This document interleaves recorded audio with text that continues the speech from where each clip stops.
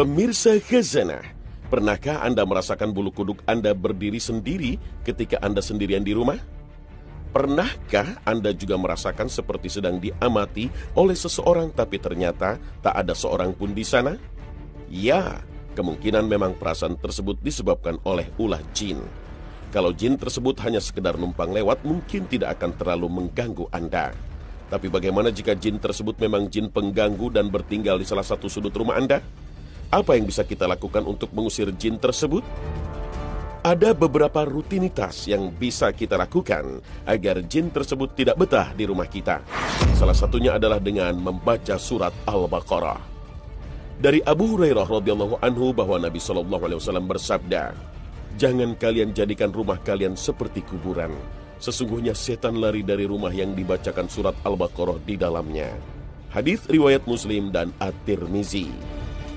Dalam hadis ini, larangan menjadikan rumah menjadi seperti kuburan adalah karena salah satu sifat yang mencolok dari kuburan adalah itu bukan tempat ibadah. Oleh karena itu, agar rumah kita tidak seperti kuburan yang bisa jadi banyak setan pengganggu, gunakan rumah kita untuk ibadah. Dalam hadis dari Ibnu Umar radhiyallahu anhuma, Nabi SAW bersabda, "Jadikanlah bagian solat kalian di rumah kalian. Jangan jadikan rumah kalian seperti kuburan." Hadis riwayat Bukhari dan Muslim.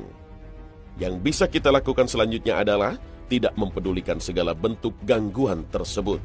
Sikap cuek, tidak peduli, ternyata menjadi salah satu cara ampuh untuk mengusir setan. Setan selayaknya manusia. Ketika dia mengganggu kemudian tidak digubris, bisa jadi dia akan bosan untuk mengganggu Anda. Ketika Anda mendengar atau melihat ada sesuatu yang mengganggu, jangan diajak bicara, tetapi mintalah perlindungan kepada Allah dan berdoa kepadanya.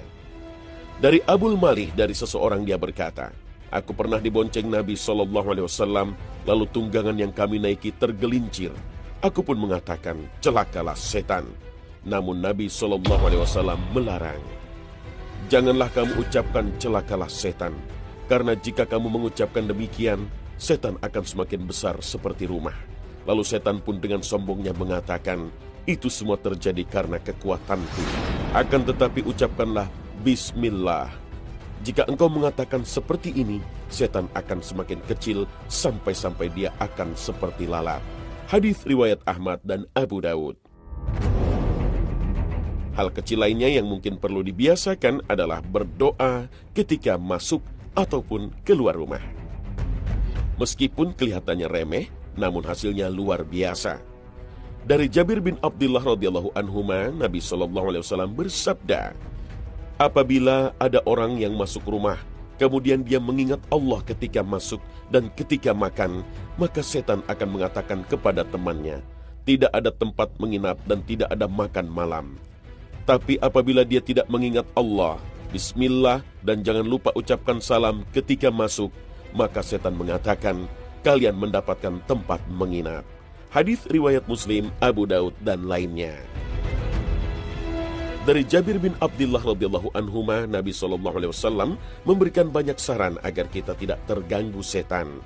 Salah satunya, tutuplah pintu dan sebutlah nama Allah, karena setan tidak akan membuka pintu yang tertutup yang disebut nama Allah. Hadis riwayat Bukhari, Muslim, dan lainnya. Banyak ulama yang mengartikan hadis ini bahwa kalimat Bismillah sudah cukup ketika kita menutup atau membuka pintu rumah kita. Kemudian ketika kita keluar ada satu doa yang ringkas, mudah dihafal, tetapi khasiatnya besar.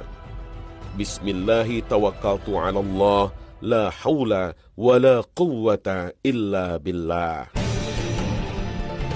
Dari Anas bin Malik, sesungguhnya Nabi SAW bersabda, "Jika seseorang keluar dari rumahnya dan membaca, Bismillah, aku bertawakal kepada Allah Subhanahu wa Ta'ala, dan tiada daya dan usaha kecuali dengan izin Allah, akan dikatakan pada waktu itu, engkau diberikan hidayah, dicukupi, dan dilindungi. Setan pun menyingkir darinya, dan setan lain akan berkata kepadanya, bagaimana engkau akan bisa mengganggu orang yang dikatakan padanya, telah diberikan hidayah, dicukupi, dan dilindungi." Hadis riwayat Abu Daud, At-Tirmizi, dan lainnya. Selain itu semua, Ada beberapa tips untuk meruqyah rumah kita agar jin yang memaksa tinggal bisa segera keluar. Bagaimana caranya? Yang pertama, sebelum meruqyah rumah, sebaiknya seseorang berwudu terlebih dahulu. Kemudian dia beristighfar dengan sungguh-sungguh memohon ampun kepada Allah. Ketiga, berdoalah agar jika ada jin-jin dan sihir yang ada di dalam rumah untuk diseret keluar, atau jika ada penyakit dalam diri yang disebabkan karena gangguan jin dan sihir, agar disembuhkan dengan izin Allah. Setelah itu, haluskan 7 lembar daun bidara, kemudian dicampurkan ke dalam air. Setelah itu dibacakan ayat-ayat ruqyah, yaitu surat Al-Fatihah, Al-Baqarah ayat 1-5, ayat 255 sampai 257, dan 284 sampai ayat 286. Ayat yang dibaca selanjutnya adalah Al-Ikhlas, Al-Falaq, dan An-Nas, masing-masing 3 kali. Selanjutnya, ambil sebagian air ruqyah untuk disemprotkan ke tiap pojok ruangan dalam rumah. Kalau perlu, azanlah saat menyemprotkan air ke pojok ruangan, terutama pada tempat yang dirasa angker. Semoga tips ini bisa membantu kita mendapatkan rumah yang aman dan tenang, yang dipenuhi dengan kalimat Allah dan tentunya hidayah Allah.